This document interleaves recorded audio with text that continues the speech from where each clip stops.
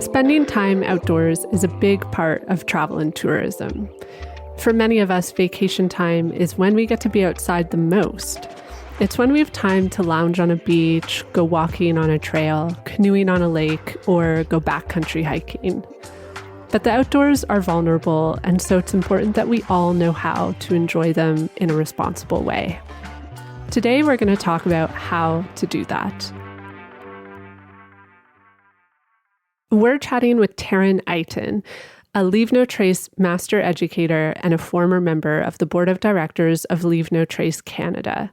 We're chatting with her about what it actually means to leave no trace, and we're going to unpack gatekeeping the outdoors.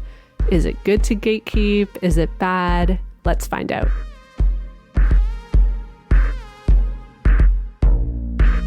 Hey, Erin, this is our last episode of the season. Can you believe it?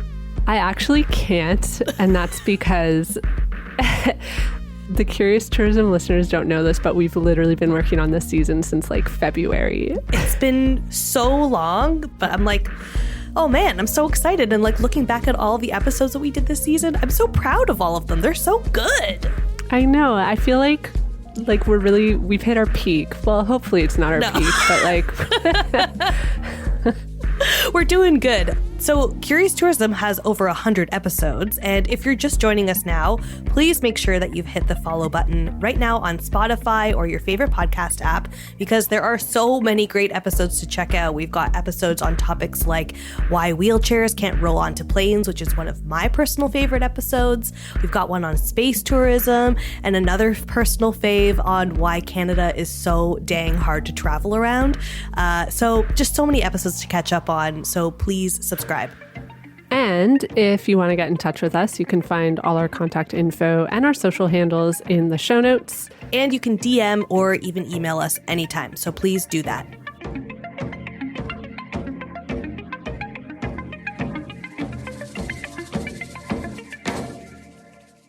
I'm curious, Katie. Yeah? What's your favorite episode from this season? Well, I just mentioned so many that were so good, but from this season, okay. I mean, the first one with Nora and Zach is still like so good, so fun for me because I just love them both so much. And we had such a passionate conversation about capitalism, basically. Our episode with Kathy about romanticizing Scotland, that was so good. I was literally just talking to somebody about this episode the other day.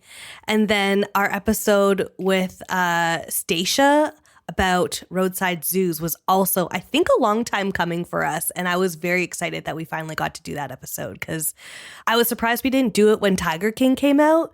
So I feel like it was long overdue, and I'm so happy we did it. I actually was going to say the same. Like the episode about zoos, I just learned so much. And it definitely like, Stacia did such a good job of like changing wrong opinions I had about zoos, like going into it. Because definitely going into it, my stance had always been like, all zoos are bad. Like, don't go to zoos. Yeah. So I feel like so much more informed from that, which I'm happy about. Just learning more about the accreditations that exist out there was truly eye-opening for me because I then Googled all of the zoos and stuff around my neighborhood and found out that so many are accredited. And I was like, this is very nice. Now I feel confident like going there with my friends and their kids. Yeah. I also really loved our episode with Dawn about gentrification and tourism in Mexico. It was so good. I just feel like it's such like an important topic to be talking about right now. There's a huge like digital nomad movement towards Mexico. And so I just think it was like a really timely episode.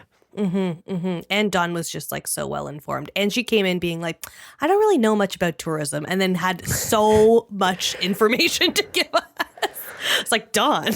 It's funny, like I've thought about this a lot actually. Like tourism touches everyone's lives in ways that they don't even realize, which sounds so silly. And of course I would say that as like a tourism obsessor, but it really does. I was actually thinking about this when we were driving home from our recent little stay at a little bunkie that we stayed at over the weekend.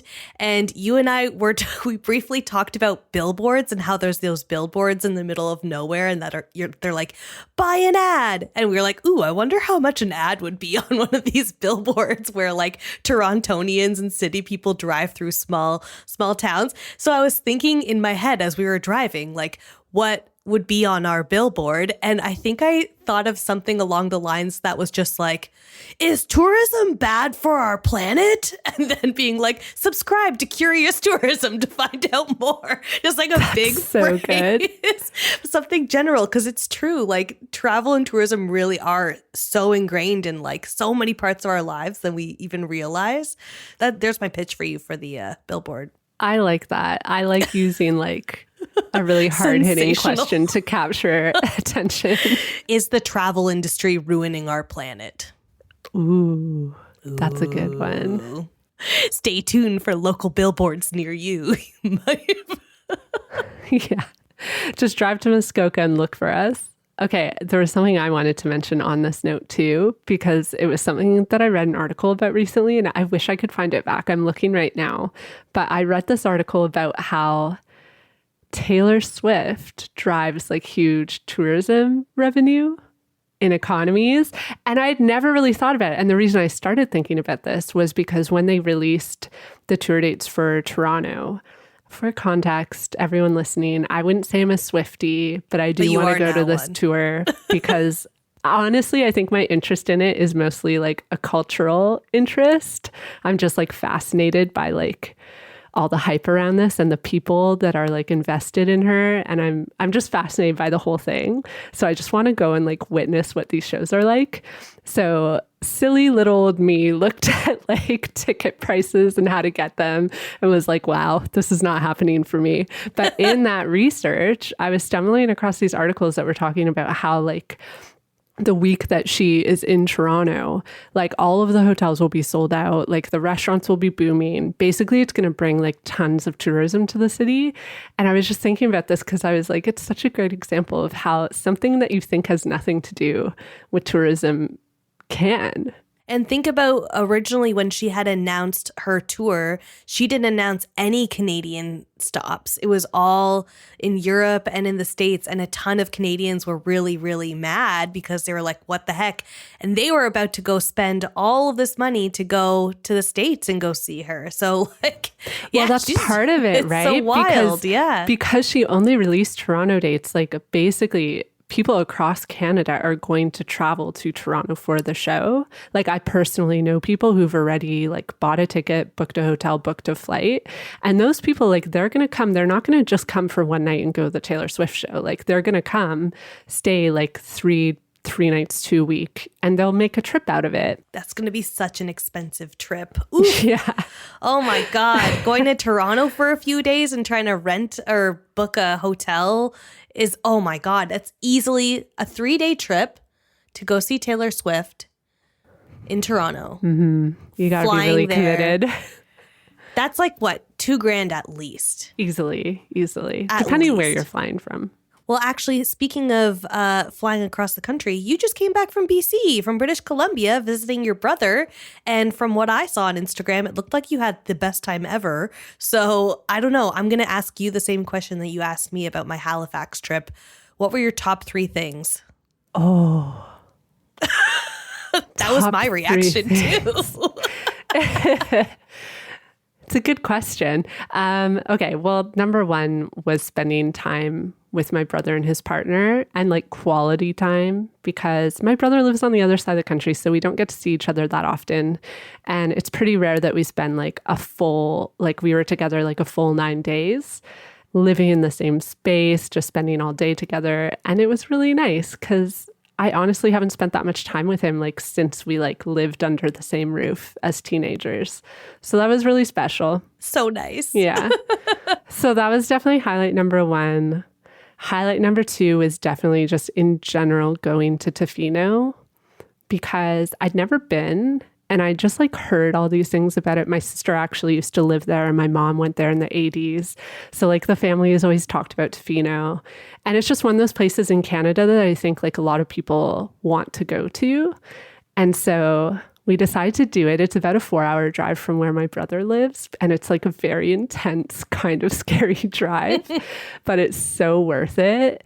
And I just like barely have words to describe it. It's just an interesting, moody place because like it's so overcast and rainy, but like incredibly beautiful. And you're right on the ocean. And like the trees are just like, the joke is always that like in Ontario, everything is smaller than in BC. Like BC, everything's oversized. So like the trees in Tofino are just these like massive, massive, majestic trees. And they just like really blew my mind. I know it's a silly thing to say, like the trees blew my mind, but they did because I'm just not used to seeing like massive trees. And we just did fun things. We went to this like floating sauna dock, which was definitely a splurge, but worth it. And then we went surfing. So I surfed for the first time. I was going to ask if you went surfing in Tofino because that's my only reference is the song Surfing in Tofino. That's actually like for anyone who doesn't know about Tofino, it's basically like a small town sort of. So where I went is Vancouver Island. My brother lives in Victoria, which is one of the cities on Vancouver Island. And Tofino is north of Victoria. And it's a small town and it's known mostly for being a surfing town, especially in the winter because the surf is really nice. And there's not much there. Like there's not a hospital. There's just really like, it's just a small community. And so, yeah, there's tons of surfing. And it's funny because like we were joking, everyone who works in Tofino is from Australia or the UK. Like we never met people who were Canadian. So we had an Australian teach us to surf and it was really fun. I actually managed to get up and like actually stand. God. Good for which you. I'm really proud of because I was like, I don't know if my 33-year-old body can handle this. And my brother and Luke were like really good at it. And then the other highlight was definitely Cathedral Grove, which is a section of like really ancient trees. Back to trees. Here we are. She loves trees. It's a section of really ancient trees that you pass like on your way to Tofino. And we stopped there like right at dusk. And so there was no one else there. And we were just wandering through this like ancient forest. And the trees are massive. Like, they're massive. Like I have no words. So favorite thing number 2 and favorite thing number 3 both include massive trees, just being in awe of massive trees. Yeah. And they're so old. Like they're older than like Canada, like colonial Canada. Like they're hundreds and hundreds of years old. Like some of them are 1,000 years old. And it just blows my mind to think about that. That's like an awesome trip. And you know what's really funny and coincidental, Erin? You and I were both in surf capitals of Canada this year, but on opposite sides of the country. Mm-hmm. I was in Lawrencetown, Nova Scotia, surf capital of the East Coast. And you were in Tofino, surf capital of the West Coast. Yep. I don't know if people know that Canada is such a surfing destination. It truly is. It really is. I mean, you know me, the entire time all I was thinking about was, is there a shark around me? My deep-seated fear of the ocean is jellyfish and sea urchins. Because I know jellyfish just end up on shore. They're all over the place and you can't see them. And then they sting you and you get electrocuted or whatever it is. And I don't want that. The thing is, you can survive a jellyfish. Yeah, but I feel like you can spook a shark and it'll just swim away. But a jellyfish doesn't know it's alive. So it just stings you. Okay, so I actually know who could answer this question for us. And it's the hosts of Tooth and Claw, which is a podcast that I'm really obsessed with. Ooh, okay. And actually, I would credit this podcast with my fear of sharks. The funny thing about it is that the goal of their show is to make people less afraid of wildlife. But for me, it's done the opposite. Anyways, I really want to have them on the show. So maybe next year we can make that happen because they're all animal biologists and they just talk about like how to be safe around wildlife when you're in the outdoors. Ooh, I love that.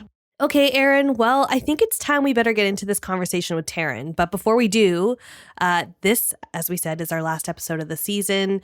Last year, we were too busy to do our annual holiday bonus episode, but please stay tuned because we do have a very fun bonus episode coming out in December. So yeah, we've got a little bit more coming for the rest of the year. But otherwise, before we get into our chat with Taryn, any last words? Yeah, I guess my last words would be that I hope everyone enjoyed this season and learned some things. And I hope that while we're on break, everyone stays curious.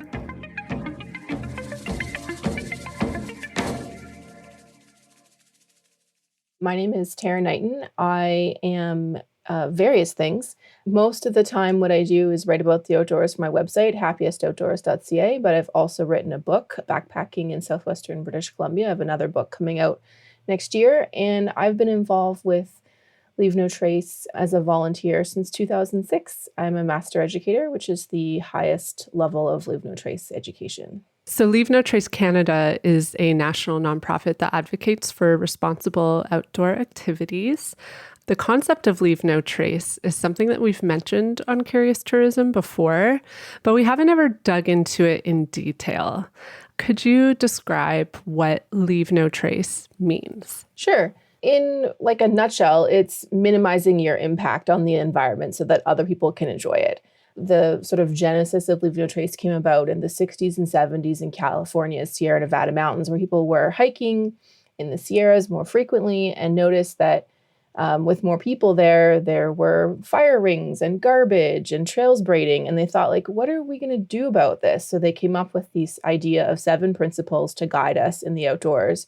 The principles themselves have remained pretty much unchanged since then, but the sort of like tips and tricks that go with each principle update often as we discover new things. They're scientifically researched and backed. Mm-hmm.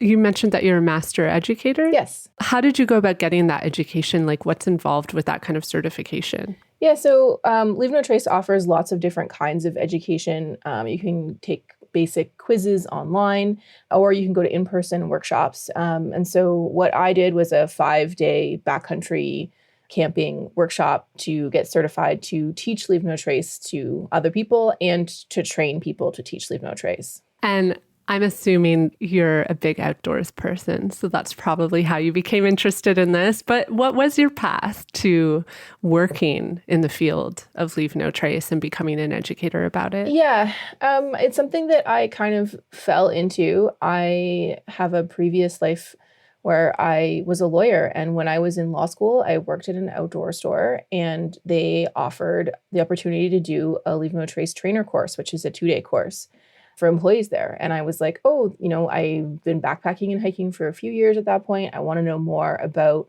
kind of the do's and don'ts, and this sounds like a good fit for me. So I did that 2-day trainer course, and law didn't really work out, but working in the outdoors worked out. So I've kind of, was giving workshops and teaching on social media as well, and then later on my website for years. And then in 2019, I decided that I wanted to get the sort of like top certification. So I went to a course that was being offered in Yellowstone National Park, also because, why wouldn't you go to a 5-day guided trip in the backcountry of Yellowstone National Park if you could? Yeah, that sounds like a great opportunity. I would love to do that. Yeah. So, I think the answer to this is pretty obvious, but why would you say it's so important that people be aware of and practice the principles of Leave No Trace? So if you're familiar at all with the idea of like the tragedy of the commons, right? If we all have like unlimited access to a resource, there maybe isn't a lot of incentive for individuals to protect the resource or to not use it as much as they want to. The idea with Leave No Trace is that we want to keep places from being loved to death. We want to make sure that nature belongs to all of us and that we can all enjoy it. And so that places, stay in the state that we want to visit them in. Mm-hmm. We talk a lot on Curious Tourism about over-tourism, but we often talk about it more in the context of urban spaces. And I feel like Leave No Trace is sort of like an over-tourism counteraction, but more for like the outdoor space. Yeah, it definitely is. Like where I live, so I live in Squamish, British Columbia, which is a mountain town in between Whistler and Vancouver in Canada. And there's a huge influx of people to our corridor every summer, of people who are coming. It's beautiful here to hike and mountain bike and rock climb. And there's been a lot of backlash around the impact that this kind of outdoor over-tourism has had. So there's been lots of attempts anyway at education campaigns for people who are coming. And that's something that I think is reflected in tons of places around the world where people are coming to do outdoor tourism. Definitely. I actually have a friend who lives in Squamish, so I've spent some time there rock climbing and hiking. What is the name of the main hike that everyone does there, the overlook? So a lot of people go hike. It's called the Squamish Chief. It's the world's second largest granite monolith after Half Dome in Yosemite. It's this like big, huge granite blob mountain that people rock climb up the front because it's very steep, or you can hike a trail up the back that's mostly stairs. Yeah. So my friend who lives there, so I've hiked it twice with her, and she and I talk often about that hike because we've done it on a busy day where it's like completely packed in the summer, but we've also done it like on a rainy fall day when no one was there, and like the stark difference was very intense in the amount of people on the trails. But something that she's told me like in later years, like since the time that I've been there, is that I don't know what it's called, but the lines because there's a cable car that goes up. So the cable line allegedly was cut by some people overnight. And she was telling me that people in Squamish think that it may have been like backlash for the amount of tourism that's been coming into the area. And this is something I've just like been curious about a lot because it seemed like a very extreme action to take. And I guess it's like not conclusive, but yeah, I was always curious about that story. Yeah, so there's like a tourist cable car gondola next to the Squamish Chief that goes up to like an overlook kind of above it. It's beautiful up there. It's an area that when the development was proposed about 10 years ago, locals were like, this is terrible. It's going to commercialize the nature. It's going to take land out of a provincial park. And now that it's there, locals are like, oh, I have a year-round locals pass at a discount, and I go up every week, and I like to take my kids for hot chocolate, and I like to take my grandma to look at the view. So I think that, yeah, like developments like that have certainly added to tourism in Squamish, but locals are much more upset about things like people illegally camping on logging roads that are next to neighborhoods and pooping everywhere and lighting fires when fires aren't banned and things like that than they are about businesses that bring dollars and jobs to our community. Makes sense. So that's a good segue. What would you say are some practical tips for people who maybe are hearing about this concept for the first time and want to get started the next time they are out enjoying the outdoors? I think the first thing you can do is read the 7 Principles of Leave No Trace. You can read them on leavenotrace.ca in English and French, or on lnt.org in English, and maybe they also have Spanish. I'm not sure. That's the American version.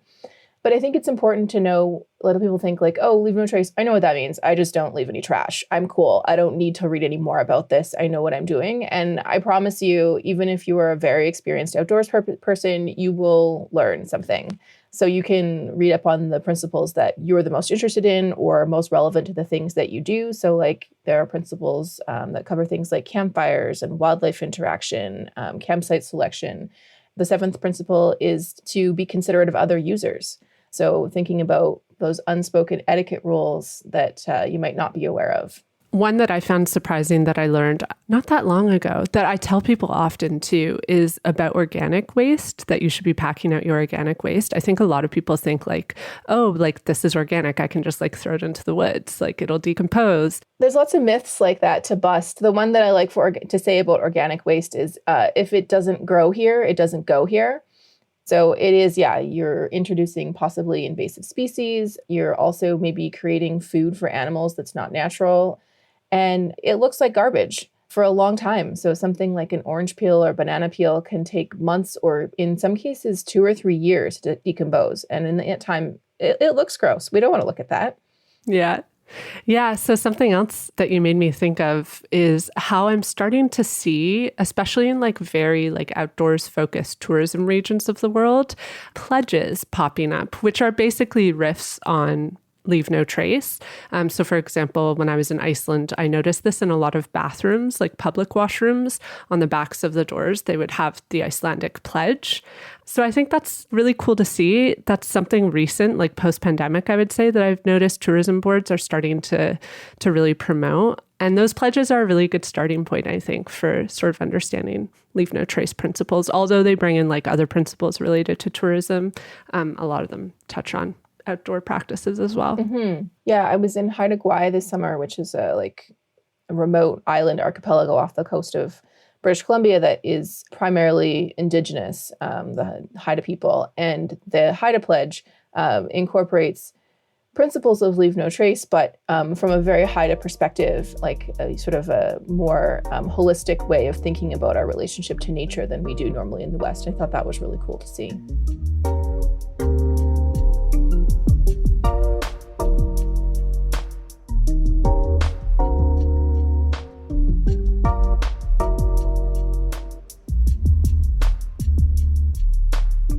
So I want to shift gears a bit now to tackle a somewhat controversial issue, and that is gatekeeping in the outdoors. So in really basic terms, for people who may not know, gatekeeping is when information about a place in nature or a trail is limited to an inner circle.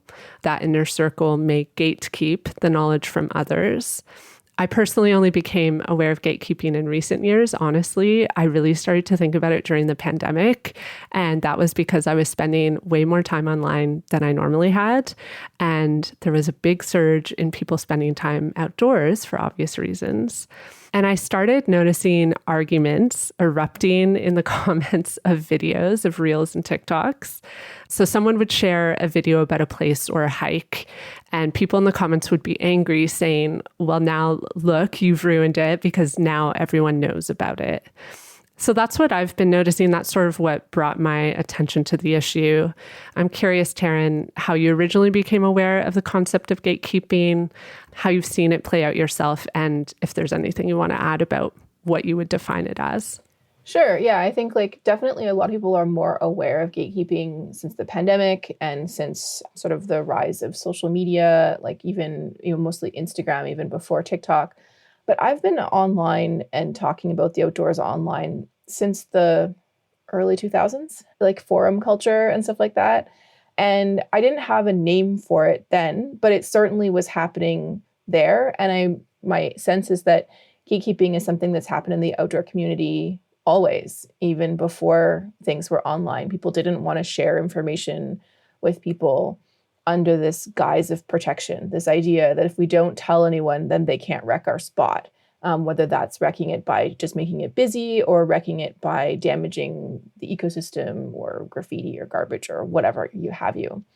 And this sort of discussion about gatekeeping seems to kind of go in waves. I think we hit another wave of it during the pandemic, but there was an earlier wave, I'm going to say around 2017 or 18, when social media and Instagram really, the impact on the outdoors was huge.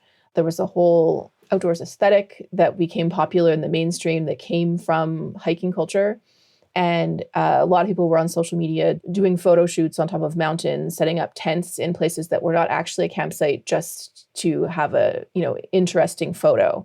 And so there was a big push at that time, and even petitions and stuff towards Leave No Trace, the organization, the American arm, which is the founding arm, to create another principle of Leave No Trace that would say something to the effect of do not geotag on Instagram because it will wreck places.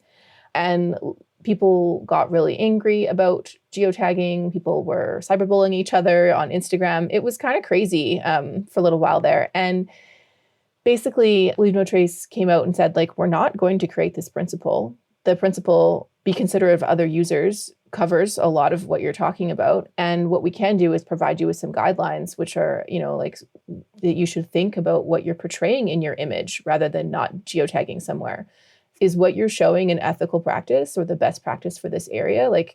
Can you want to tell people that you set up your tent in a place you're not allowed to camp? Or maybe don't just set up in a tent you're not allowed to camp if you're not allowed to camp there just for a photo. So they were also encouraging people to share information in the caption of your photo or video about how you could respect that place, or that you needed a permit, or, these sorts, or that it was busy on weekends and maybe you could visit on a weekday instead. So there's lots of ways that Leave No Trace and some social media creators were trying to avoid gatekeeping. But the conversation just always seems to come back around.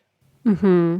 The geotagging part of it is interesting too, because that's another thing that I see people get really upset about online is when creators will show a place but not say where it is. And it's very obviously you're just mining engagement through aesthetic, and it's not doing any favors for anyone.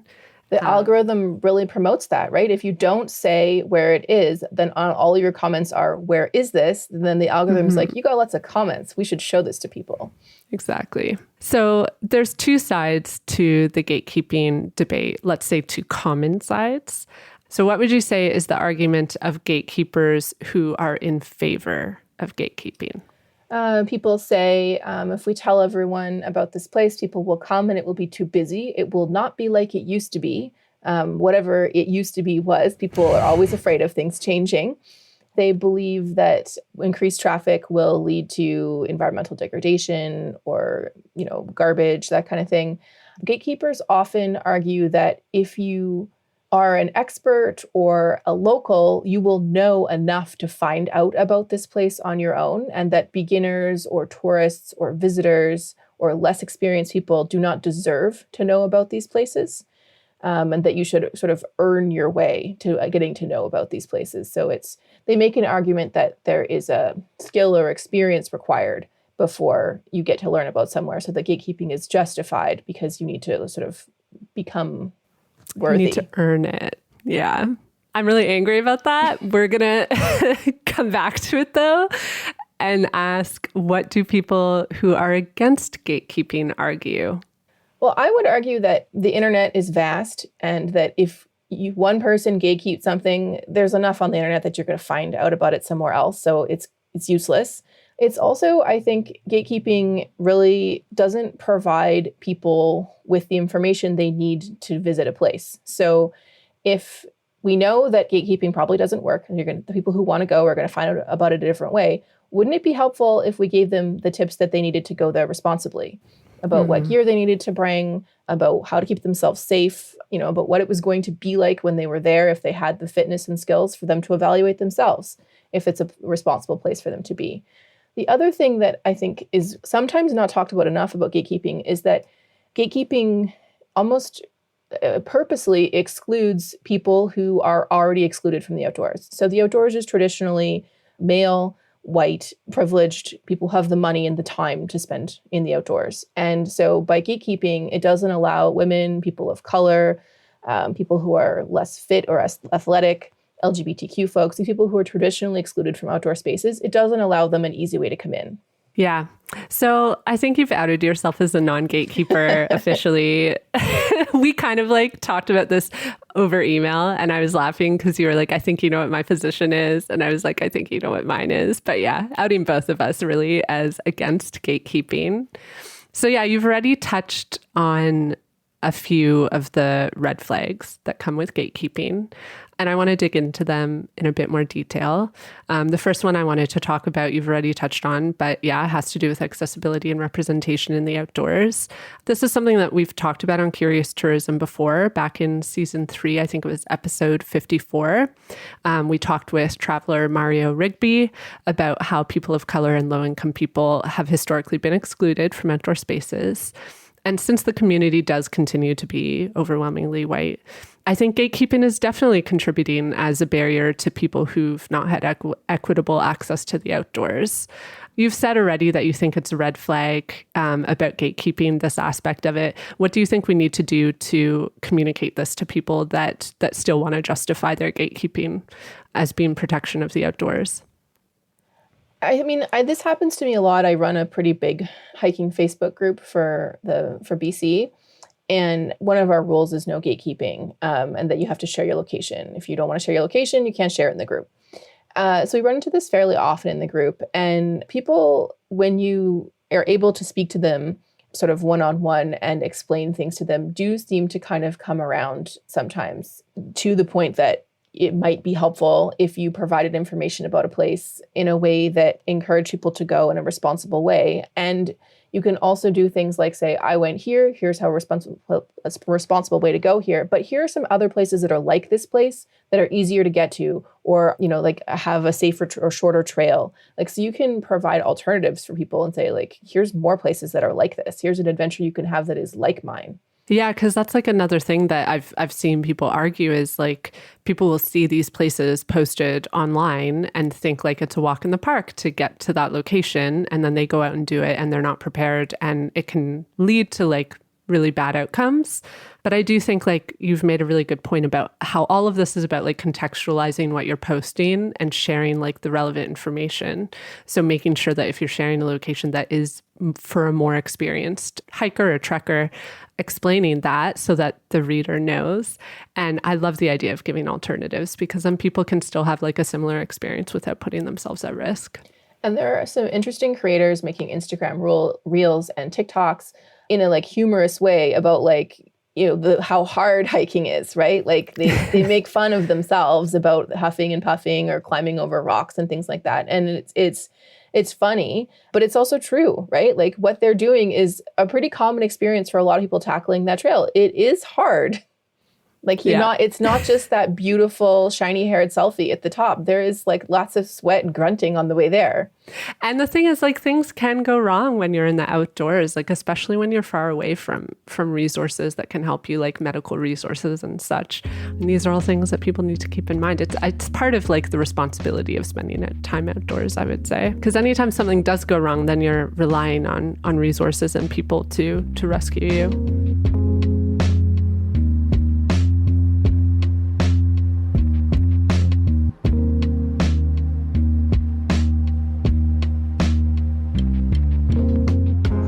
Another factor I wanted to touch on is Indigenous lands. This is something I've also seen people debate. And the debate has been that in some scenarios, gatekeeping is acceptable. And the example that I've seen given is related to Indigenous land. And people sometimes argue that it is fair that Indigenous people gatekeep parts of their land for the sake of keeping it protected. And there are scenarios where land is sacred and they want to keep it protected for their community in the Indigenous context. I'm curious your thoughts on this, if this is something that's being discussed in the Leave No Trace community. I think that the term gatekeeping can be defined in a few different ways. And I wouldn't define an Indigenous group keeping parts of their land for themselves as gatekeeping, just as like I wouldn't say that a park who has decided some area is too ecologically vulnerable to have anyone visit is gatekeeping, or, like some area, is closed for wildlife for 1 month a year for hiking. Like, I don't think that's gatekeeping. I think that's an informed and educated land manager making a decision about the best thing to happen in that area. I think that if you are a keyboard warrior at home, shaming other people on the internet for what they are and aren't sharing and what is and isn't the right activity in an area is very different than someone who has got years of oral tradition and cultural knowledge or science backing them to make a decision as a land manager. Absolutely. It's a very different context. Okay, so we have to talk more about social media because it just plays into the gatekeeping argument so much. So in recent years, social media platforms have been bringing increased attention to parks, trails, and open spaces. You talked a little bit about how you noticed that, especially starting in 2017, there was sort of this move towards like aesthetic outdoors. And during the pandemic, it definitely blew up a lot as well. So visibility on social media has for sure been part of the reason why some parks in North America are seeing huge rises in visitors. So for example, I looked it up. Banff National Park has had a 26% increase in visitors between 2014 and 2022. This makes sense. I have heard people in Banff talk about how over-tourism is becoming an issue there. And while it's a great thing that more people want to spend time in nature, these big increases in visitors do have the potential to harm the parks and to cause over-tourism. So I'm curious about your thoughts on sharing outdoor spaces online in general. In your mind, do people sharing outdoor spaces have responsibilities when it comes to how they share? Yeah, I definitely think people sharing online have a responsibility. Like there's definitely a difference between someone who, is sharing something online in a private Instagram account for their friends versus someone with a large following. But I think that they both have a responsibility. And it's something that I think about a lot. So, I wrote a hiking guidebook. It came out in 2021. And in the research phase of that book, I was really conflicted about like, what do I put in this book, right? Because I'm going to be putting 40 backpacking trips, so 40 places you can camp in the backcountry, which has a much greater impact than hiking because you're going to be sitting and putting your tent on the ground, you're going to be cooking, you're going to be pooping. So your impact is much greater than a day use visitor. And I was really conflicted about what do I put in this book? What is ethical to include as a destination, because yes, social media and the internet are big drivers of traffic to things, but a book, as traditional media, still has a lot of impact. It still is saying these are the 40 places that we think you should be visiting. One of the things that I sort of decided for myself during that project was that I wanted to make sure that I was sharing places that had an existing land manager. So sort of land management landscapes across the world vary. Here in Canada, hikes are either in provincial or national parks, or they're on Crown land, which is land that belongs to all the government. And I wanted to make sure that if hikes were on Crown land, that they were in BC anyway, they can be a recognized trail that's registered with the provincial government with an organization called Sites and Trails BC and is administered usually by a volunteer club. So if, for example, increased traffic was to result of because of my work, that the land manager in place already had the legal framework to say, like, we need to do trail maintenance, we need to install an outhouse, we need to make sure that there is a reservation system in place to prevent overcrowding. Because if there was no protection and no land manager in place, the first step would be like, okay, we need to get this place designated and protected before we can do any of this stuff. And those processes are slow. It could take years to get the necessary permits in place to do something. Which is not to say that I only share things outside of the book that have a land manager. I do share other things, but I thought very carefully about it for the book. And I do think very carefully about what I share on my social media and my website. And if I'm sharing places with no protection, I'm very clear about the fact that they have no protection and what could happen with increased traffic and how you need to be so much more careful. Another thing that I do is to try and advocate for the protection of those places and include information if I'm sharing about, like, did you like this hike? You should write to your elected official about making this a park or a designated trail. You should join a trail advocacy group. You should volunteer for trail maintenance. You can help with this problem instead of just complaining, the trails are so busy, there's nowhere to go. This one is a mess. There's garbage everywhere. Well, do something about it. Yeah. Wow. You just made me think of a trail that I often hike here in Ontario. It's a little north of Toronto and it's Crown land and people are always complaining that there's no garbage facilities.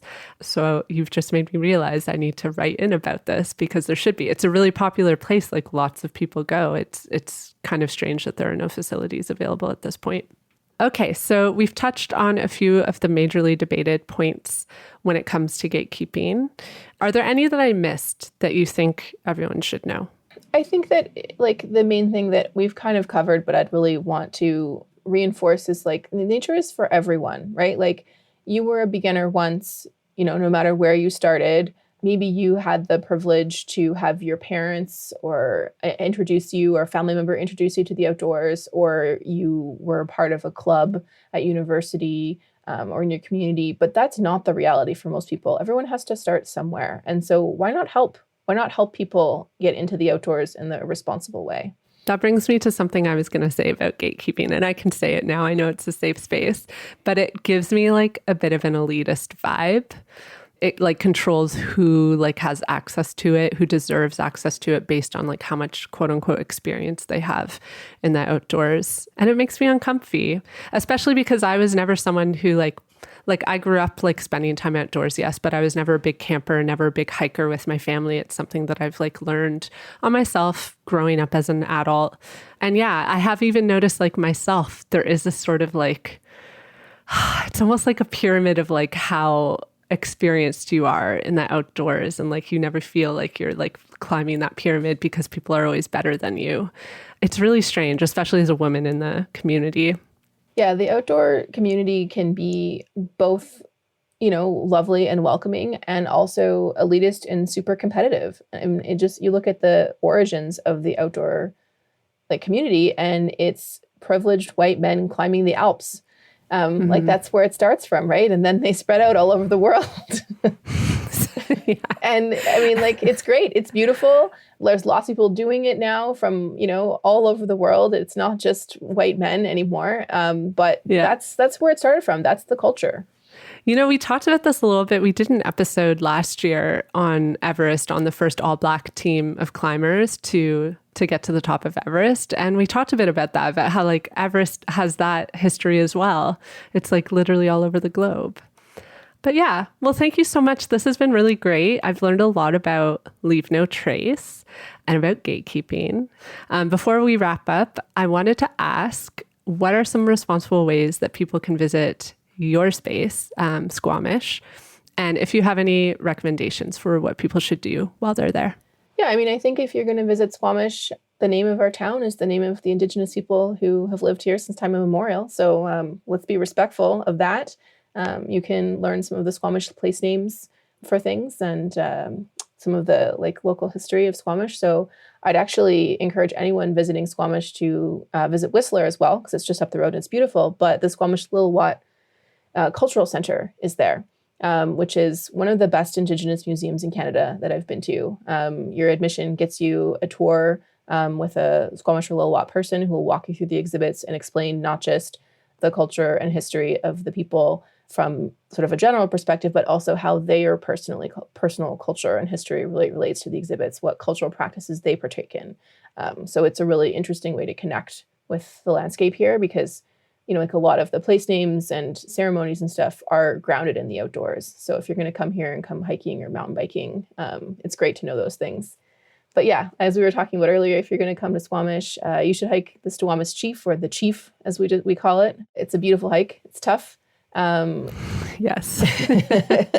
But there's lots of other beautiful, short, easier hikes around. You can take the Sea to Sky gondola up and look at the view and go for some of the easy hikes up there. My aging in-laws enjoy doing that. And if you've never rock climbed or mountain biked before, this is a great place to try it. And if you're too nervous to try it, I think that you should just go for a hike and watch people doing it, because people are really exciting to watch here. Mm-hmm. Squamish is actually where I started rock climbing, because my friend out there rock climbs, and she said what you said. I was terrified to do it, and she was like, no, you have to do it. I'm making you try this. And I did. And now I'm hooked. I've been doing it for like 6 years now. Okay, so Taryn, where can people find you if they want to read your work or get in touch with you?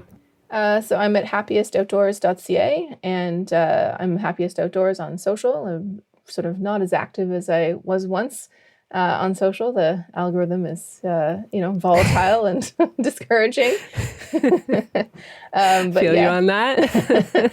But yeah, you can follow me. My website is the best place. And if you're interested in backpacking in BC, my newsletter is probably the place that I'm the most active. You can sign up for that on my website. Awesome. And actually, this is like just another rapid fire question, because I think you're a great person to answer this. If someone is nervous to start getting outdoors and doing these things, like trying rock climbing or trying backpacking or even just going on their first hike, what advice do you have for them to get started? Everyone was scared at first, so it's okay that you're scared. If you're the kind of person who doing research helps, do lots of research, do lots of reading. It'll make you feel better and feel confident to go. If you're the kind of person who needs a group to go, there are lots of like community groups you can join, meetup groups, Facebook groups, or friends, or take a course or a class. There's lots of ways to get out there.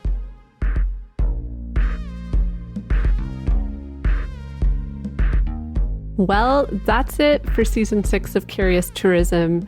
Thanks so much for joining us this season. We're going to go on break for a while so that we can work on some awesome new episodes.